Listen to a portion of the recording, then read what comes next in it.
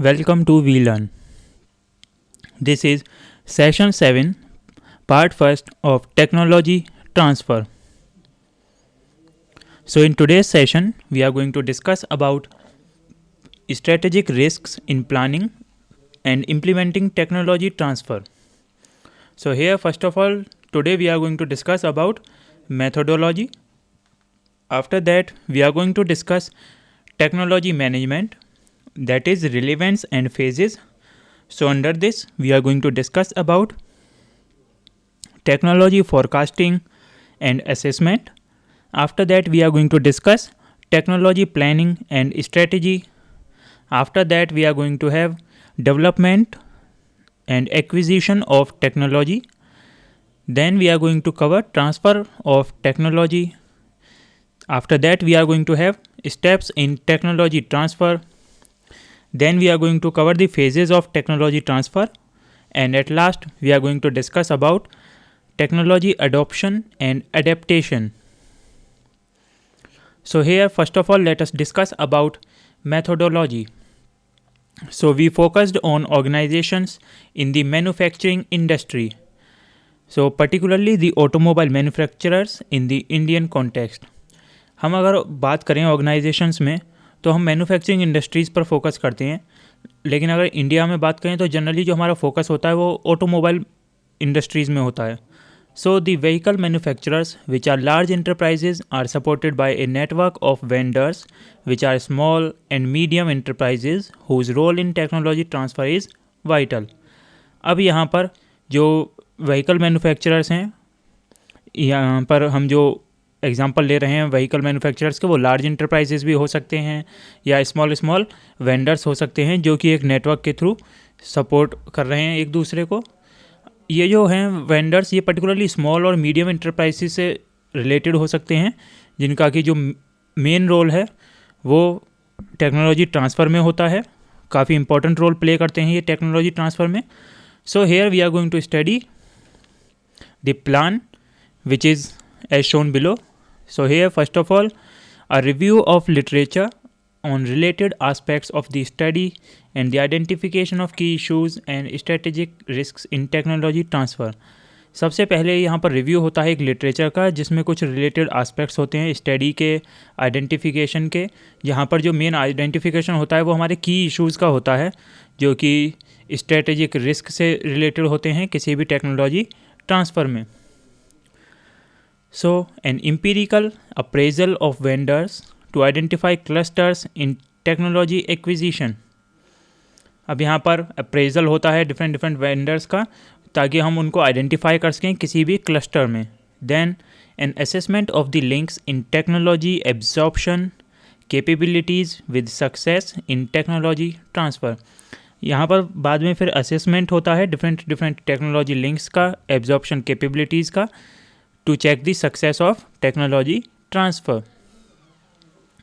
Now let us discuss the next topic here, that is technology management.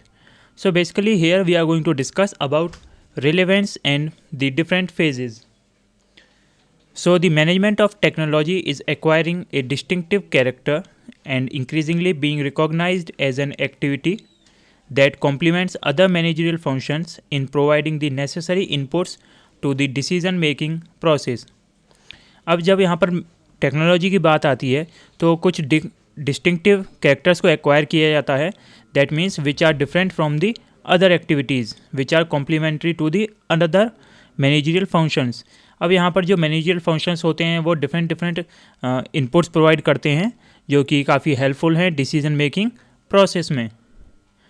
Now the arrival of new materials and products, customer changing needs and such other factors have revolutionized the area of manufacturing of goods. अब ये जो हमने नई techniques use की, materials use किए, products use किए, या customer की जो चेंजिंग नीड्स हैं उनके फैक्टर्स के बेसिस पर हम एक एरिया क्रिएट करते हैं मैन्युफैक्चरिंग गुड्स से related.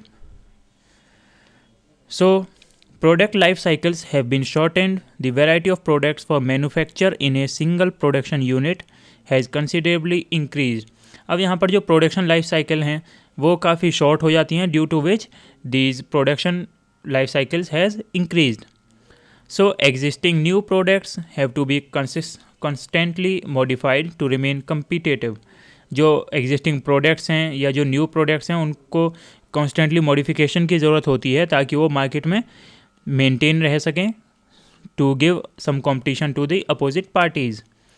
So consequently, more flexible machines, equipments and systems are being acquired to fulfill these needs. अब यहाँ पर इन नीड्स को सेटिस्फाई करने के लिए, फुलफ़िल करने के लिए हम फ्लेक्सिबल मशीन्स यूज़ कर सकते हैं, इक्विपमेंट्स यूज़ कर सकते हैं और अदर सिस्टम्स या टेक्निक्स हम यूज़ कर सकते हैं जिनसे कि हम अपनी नीड्स को फुलफ़िल कर सकें. Now the overall process of technology management can be divided into the following 8 phases. अब जो ओवरऑल प्रोसेस होता है किसी भी टेक्नोलॉजी मैनेजमेंट प्रोसेस का, उसको हम 8 फेजेस में डिवाइड करते हैं. Among them, the first one is forecasting and assessment. That means future से related operations को forecast करना और फिर उन्हें assess करना. After that, we have planning and strategy. That means making plans for the future so that we can carry out our tasks in a proper manner. Then after that, we have acquisition and development. After that, we are having transfer. Then the next phase is adoption and adaptation. Then diffusion and substitution. After that we have utilization and phasing out. We are going to discuss them one by one in detail. Now before that we are going to discuss technology forecasting and assessment. So basically technological forecast is a prediction of the future characteristics of useful products, processes, procedures and techniques. जब भी हम forecasting की बात करते हैं, forecasting हमेशा future के लिए होती है. दैट मीन्स फ्यूचर से रिलेटेड प्रोडक्ट्स से रिलेटेड हो सकती है, प्रोसेसेस से रिलेटेड हो सकती है, प्रोसीजर्स या टेक्निक से रिलेटेड हो सकती है. सो दी सीकिंग ऑफ और anticipation of technology innovation, it's an important management function serving as an input to the planning cum decision making process for future expansion और न्यू बिजनेस और even for remaining competitive in the market. अब यहाँ पर जो हम ये technology innovation की बात कर रहे हैं, इसको हम सीख करने की कोशिश करते हैं टू सेटिस्फाई द नीड्स और you can say to make some planning cum decision making process. Now let us discuss the next topic here, that is technology planning and strategy. So planning is crucial for quick and timely commercialization of technologies. So if technology planning is not up to par, then no amount of investment in technology can yield results. अगर planning quick नहीं होगी, timely नहीं होगी या proper नहीं होगी तो कोई भी इन्वेस्टमेंट प्रॉपर रिजल्ट्स यील्ड नहीं कर सकती. That's why technology strategy is to be aligned with the firm's corporate and business strategies supports the concept of core competency and competitive advantage. इसीलिए जो टेक्नोलॉजी स्ट्रेटजी है वो अलाइन करनी चाहिए हमारे कॉर्पोरेट स्ट्रेटजीज़ के साथ, रूल्स एंड रेगुलेशंस के साथ, so that we can attain the goals of an organization. Now let us discuss the next topic here, that is development और you can say the acquisition of technology. So basically technology development entails translating R&D efforts into marketable products, processes and services. जो technology development से related operations हैं वो हम यहाँ पर carry out करते हैं related to the marketing products, processes और services. So an effective management of technologies and an appropriate choice of technology development approaches are important for the success of the technological efforts. किसी भी technology के success के पीछे main जो process होती है वो होती है कुछ जो हमने टास्क्स परफॉर्म किए हैं, कुछ जो प्रोसेसेस परफॉर्म किए हैं उसके अप्रोच के लिए. So in R&D laboratories new ideas are generated by need pull and knowledge push factors. इसीलिए R&D लेबोरेटरीज़ में कुछ न्यू आइडियाज़ जनरेट किए जाते हैं using different methods, different factors. These methods और factors can be need pull or knowledge push. So the process of innovation occurs in the following stages. इसीलिए जो process होता है इनोवेशन का उसके कुछ डिफरेंट स्टेजेस होते हैं and now we are going to discuss those. So first of all the invention phase. इस इन्वेंशन फेज़ में हम किसी भी टास्क को करने के डिफरेंट जो मेथड्स हैं, टेक्निक्स हैं या आइडियाज़ हैं वो कलेक्ट करते हैं। After that we have the implementation phase. इस इम्प्लीमेंटेशन फेज़ में हम अपने आइडियाज़ को इम्प्लीमेंट करते हैं, ट्रांसलेट करते हैं। Then the market penetration phase, that means जो हमने फेज़ को इम्प्लीमेंट किया, ट्रांसलेट किया, उसको हम मार्केट में अप्लाई करते हैं, यूज़ करते हैं। Now we have a next topic here, that is transfer of technology. So basically transfer of technology means the transfer of knowledge generally through the purchase of technology for gainful application। जब भी हम transfer of knowledge की बात करते हैं, transfer of technology की बात करते हैं, इसका मतलब होता है कि किसी इन्फॉर्मेशन को हमने पास ऑन किया है from one system to other system. So generally this transfer is through the purchase of technology for gainful application. किसी भी टेक्नोलॉजी को परचेज करने के बाद ही ये हम ट्रांसफ़र पॉसिबल कर पाते हैं। So in other words, technology transfer is defined as the process by which the embodied as well as the disembodied knowledge contained within an organization are acquired by another। इसीलिए हम अगर कहें तो ये जो टेक्नोलॉजी ट्रांसफ़र की जो process है, ये एक ऐसी प्रोसेस है जिसके थ्रू जो एम्बॉडीड ऑर्गेनाइजेशन या डिसएम्बॉडीड नॉलेज है वो किसी भी ऑर्गेनाइजेशन में एम्बेड की जा सकती है। कोई भी ऑर्गेनाइजेशन उसे एक्वायर कर सकती है from another organization. So this transfer can take place through publications, patent disclosures, personal interaction, joint ventures, turnkey projects, R&D companies, consultants and research companies. इसीलिए ये जो ट्रांसफ़र है ये डिफरेंट टेक्निक्स के थ्रू टेक प्लेस हो सकता है, carry out हो सकता है। Now transfer unlike its common one way movement of relocation often represents a two way multilateral learning process. ये two way multilateral learning process को शो करता है जो हमारा ट्रांसफ़र टेक्निक है। Now let us discuss the phases of technology transfer. So basically technology transfer spans the gamut of technology knowledge।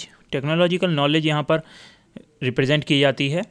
So from the sharing of precise component of information to in-depth corporate know-how, the terminology defined below describes the progression from the transfer of minimal information to that of core details।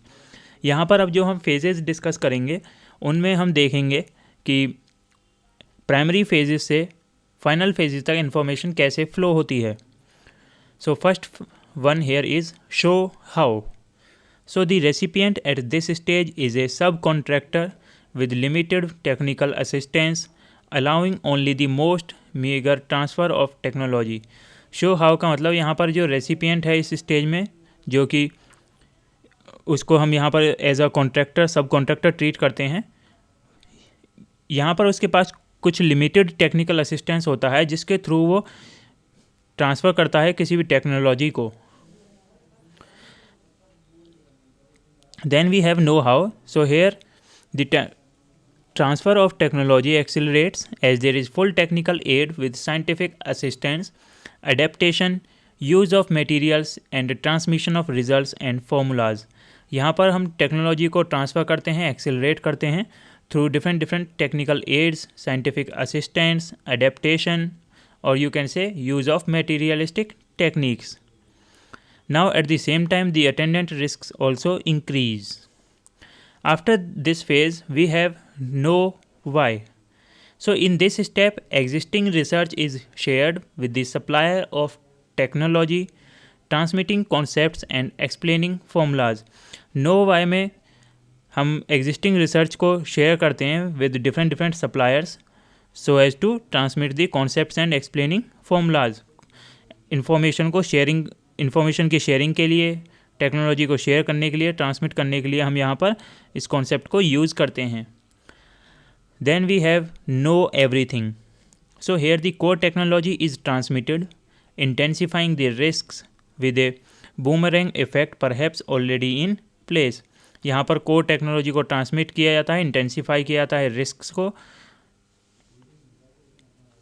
After that we have the next topic that is technology adoption and adaptation.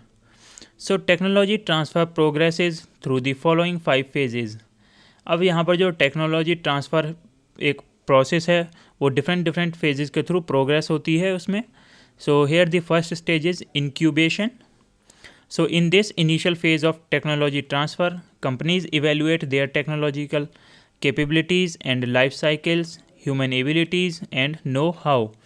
यहाँ पर जो initial phase होता है किसी भी technology transfer का, उसके through companies evaluate करती हैं अपनी टेक्नोलॉजिकल कैपेबिलिटीज़ को, लाइफ साइकिल्स को, ह्यूमन एबिलिटीज़ को, and they know how they can carry out the operations. So this phase also includes the major issue of competitor evaluation, which is addressed by competitive intelligence and technology watch to understand the buyer's intents, thereby avoiding the boomerang effect. ये जो phase है इसमें कुछ major issues भी होते हैं related to competitor evaluation. तो इनको हम यहाँ पर मेजर करते हैं, एड्रेस करते हैं by using competitive intelligence and technology watch. यहाँ पर ये सब हम इसलिए करते हैं ताकि हम एक जो हमारे बायर्स के इंटेंट्स हैं उनको हम अंडरस्टैंड कर सकें, प्रॉपरली समझ सकें, ताकि हम फिर बूमरेंग इफेक्ट्स को अवॉइड कर सकें. Now the next phase here is anticipation. So basically during this phase companies focus on anticipating the price of technology, mode of transfer, choice of potential partners and clients and typical agreements such as protecting intellectual property. यहाँ पर इस phase में companies जो होती हैं वो basically focus करती हैं प्राइस को एंटिसिपेट करने पर, मोड ऑफ ट्रांसफ़र पर, choice of potential partners and clients पर. So basically here different steps are taken. Among them the first one is confrontation. So this phase is a period of aggressive negotiation, risk management and cross cultural concerns. इस phase में ये एक particular period होता है जिसमें हम aggressive negotiations को deal out करते हैं, रिस्क मैनेजमेंट को सॉल्व करते हैं एंड क्रॉस कल्चरल कंसर्न्स को डील करते हैं. After that we have implementation phase.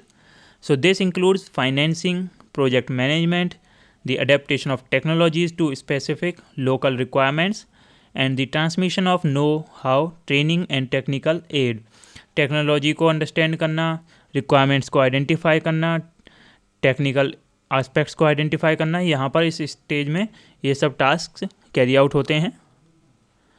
After that we have the next phase that is follow up. So this final phase involves the collection of royalties, a review of the partner's technological expertise and the technological and external diffusion, and assessing the feedback on the buyer's technological improvements. So this is the end of today's session. Thank you.